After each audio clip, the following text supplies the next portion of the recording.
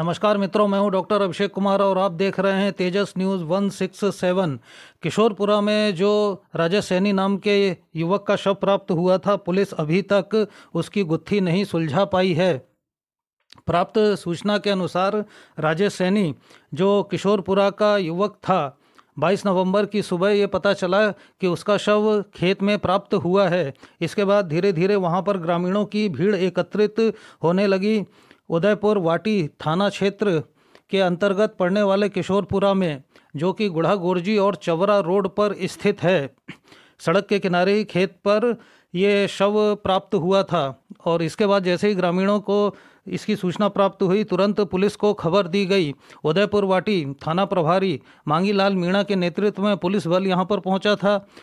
धीरे धीरे देखते ही देखते ग्रामीणों की यहाँ पर बहुत अधिक भीड़ एकत्रित हो गई थी। मौके की नज़ाकत को समझते हुए यहाँ के एसपी साहब भी तुरंत यहाँ पर पहुँच गए थे, अनिल बेनीवाल जी, और इसके बाद में इसकी जांच प्रारंभ हुई थी।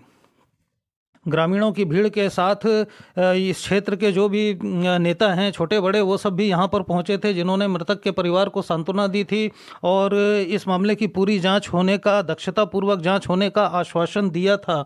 और इसके बाद में फिर परिजन माने थे और शव को पोस्टमार्टम के लिए भेजा गया था।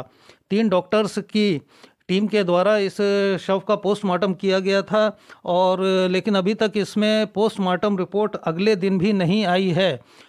मृतक के जो भाई हैं फतेह चंद, उन्होंने आरोप लगाया था, हत्या होने का इसमें संदेह व्यक्त किया गया था। 21 नवंबर को मृतक युवक यानी कि राजेश, ये अपने मजदूर साथी रामकरण के साथ में निकला था और दिन भर उसी के साथ में था।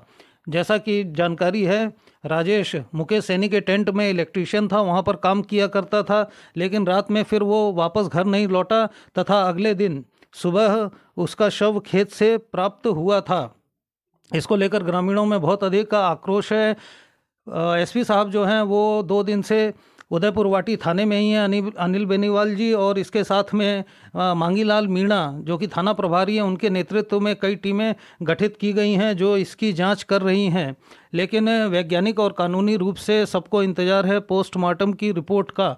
जब तक पोस्टमार्टम की रिपोर्ट नहीं आती, ये कहना मुश्किल है कि ये या फिर एक्सीडेंटल मृत्यु है और या फिर ये हत्या है। हालांकि परिवारजनों ने ये आशंका भी व्यक्त की है और मृतक के जो भाई हैं फतेह चंद, उन्होंने हत्या की आशंका जताते हुए रामकरण गुर्जर के विरुद्ध नामजद रिपोर्ट मुकदमा दर्ज कराया है, जिसे पुलिस ने अपनी हिरासत में ले रखा है और उससे लगातार पूछताछ चल रही है। लेकिन जब तक पोस्टमार्टम रिपोर्ट नहीं आ जाती है तब तक सब असमंजस की ही स्थिति में है और पुलिस भी कुछ भी बताने की स्थिति में नहीं है। तो इस समय हर किसी को, चाहे उनके परिजन हो, चाहे ग्रामीण हो और या फिर अन्य लोग हों, पोस्टमार्टम रिपोर्ट का इंतज़ार है। पोस्टमार्टम रिपोर्ट के आने के बाद ही इस हत्याकांड की जांच जो है वो तेज़ी से आगे बढ़ेगी और जो भी सत्य हैं, जो भी तथ्य हैं, वो सभी के सामने आएंगे। इस घटना ने पूरे क्षेत्र में चुनाव के इस माहौल में सनसनी उत्पन्न कर दी है। हर किसी को इंतज़ार है कि क्या हुआ था, कैसे हुआ था और किस प्रकार ये हत्या हुई थी या नहीं हुई थी या एक्सीडेंटल डेथ थी। तो सभी इस समय पोस्टमार्टम रिपोर्ट का इंतज़ार कर रहे हैं, हम भी कर रहे हैं, और आगे जो भी इसकी सूचना प्राप्त होगी, जो भी अपडेट्स आएगी, वो हम आपको देते रहेंगे।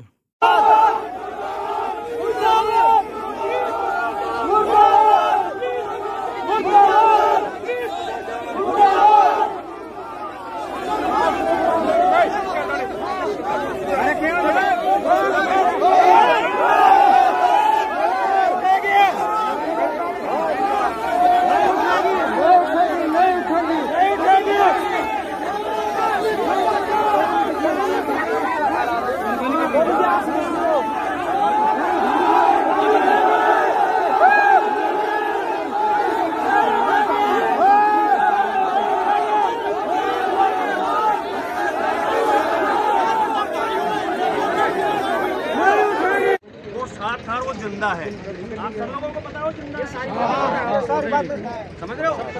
आप वो किसे स्टेटमेंट लेंगे, समझ रहे हो मेरी बात। वो व्यक्ति जो स्टेटमेंट देगा और जो अनुसंधान में जो साक्ष्य आएंगे उसके अनुसार जो भी मुलजिम बन रहे हैं वो अरेस्ट होंगे। उसमें कोई किसी को कोई समस्या है कि साहब 4 मर्डरों का साबित है, एक भी गिरफ्तारी नहीं।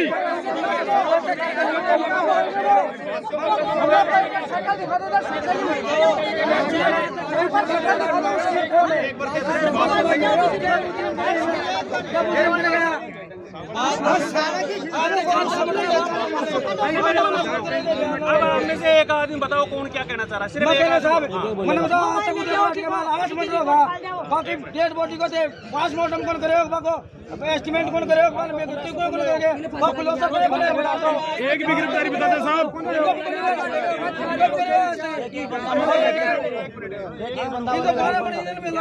तो बस आज दे से काल दे दो और यहाँ नहीं जाओ तो बाद क्यों बनाने जाना मैं कह रहा हूँ उसके बाद और भी मरेगा नाम बोलो मणिराम है मणिराम जी अगर आप जो बात कह रहे हो ना मेरे साथ पिछड़िए सामने आप जो बात कर रहे हो अगर ये होते ना कोर्ट होती ना तहसील होती। अरे भाई बताओ और अनुसंधान के अंदर